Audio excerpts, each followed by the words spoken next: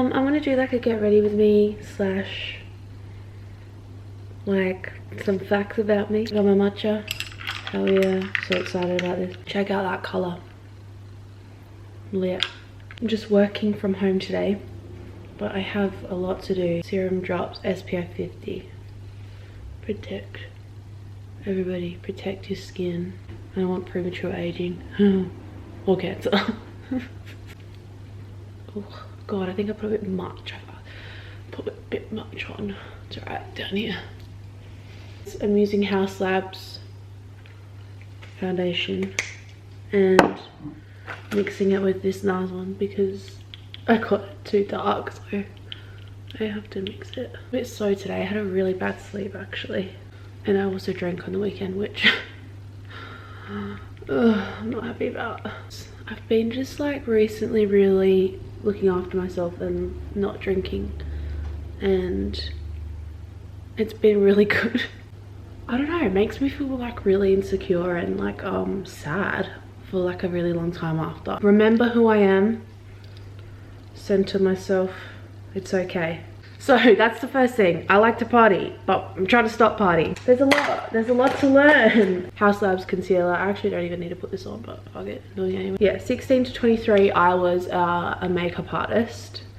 So I used to take clients at 16, which is crazy. I had a full like schedule booked out, which is crazy when I look back on it now. I'm like, oh my god, like I was fucking killing it at a very young age, and sometimes I'm like, fuck, did I fumble that? Grass isn't always greener, guys. I was so obsessed with the 1975 and Maddie Healy. My sister's, hey, one of my sister's really close friends works in like the music industry. He actually asked me to do Maddie Healy's makeup because it was in that time when he was wearing, I don't know if you know, like in the Love Me music video, he's got like blue eyeshadow and red lipstick and stuff, and he was wearing that at his like performance, at his shows.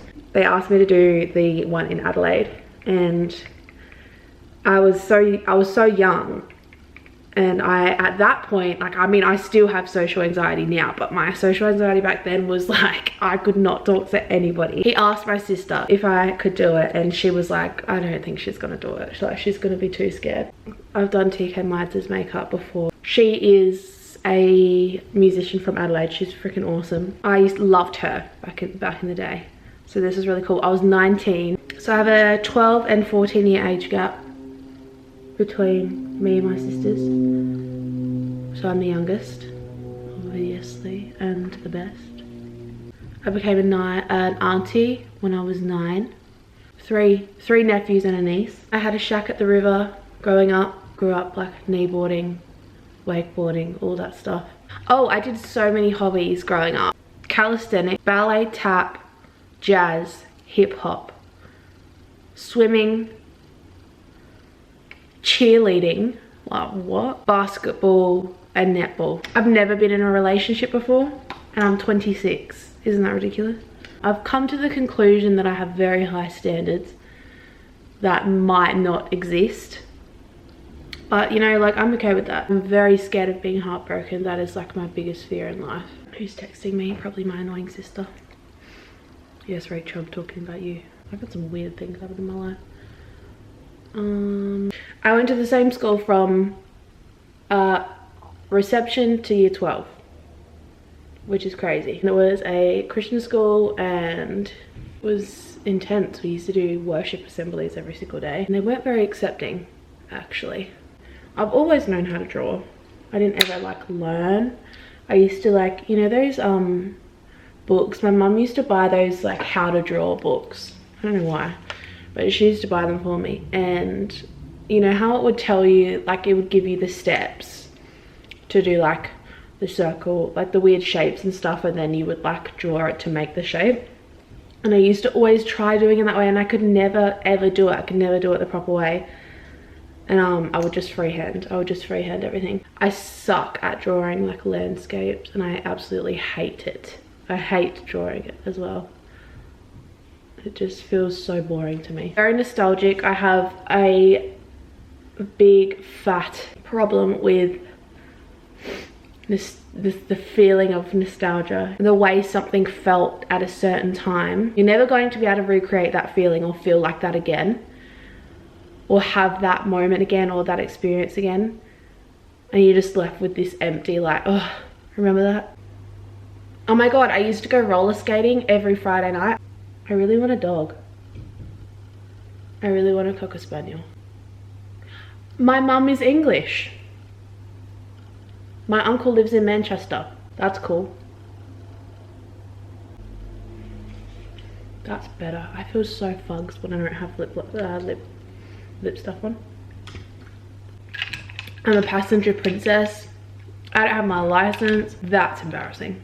But like, I'm not gonna get my license in Melbourne. There's absolutely no way I'm driving here. I'm absolutely terrified. But when I move back to Adelaide, I will be getting my license and I will show you the proof. I think like 100 different hair colors. In purple, blue, pink, orange, red, blonde, platinum blonde, black, every shade of brown. And I have bleached my hair so many times that it has been extremely damaged and I've had to cut it all off. That's happened multiple times. It's awesome. But look how healthy it is now. Woohoo! Who's my favorite artist? I have a lot. I've been smashing at the moment the new Linkin Park album. It's freaking lit. It's so good. I don't know, they got so much hate for that, but it's so good. I don't really like shows. It takes me a lot to like get into a show. Do you know what I mean? It has to be like really engaging. Otherwise I'm bored. I need some other kind of stimulation going on. So I usually end up on my phone at the same time. But yeah, if I was to choose a good show, Stranger Things. I fucking love that shit. It's so good. The fact that they've set it in the 80s and it's done right, like that's very important to me. Who's my favorite artist? I have a lot. Probably Sticky Fingers, to be completely honest. They became really popular when I was, I think I was like, I was in year 9/10 when I started listening to Sticky Fingers. So it's kind of that age where you're like really like discovering yourself and like what you like. I don't know, it's what got me loving music as much as I do, because I absolutely thrashed the shit out of them. And now they just make me really emotional when I listen to them because I feel like a teenager. And they remind me of lots of really interesting parts of my life. Yeah, Stickies is probably a massive one for me, even though they're very controversial. But you know, it's one of those things where you need to just separate the artist from the art. I love Silverchair, Australian Icons. Daniel Johns is a fucking genius. I had a massive, oh my god, I used to be a huge hip hop head. That's interesting, because I'm not anymore. I loved hip hop.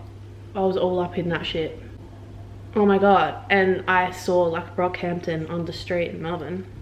That was awesome. At the front of their show. And waved at them in the car. Hey.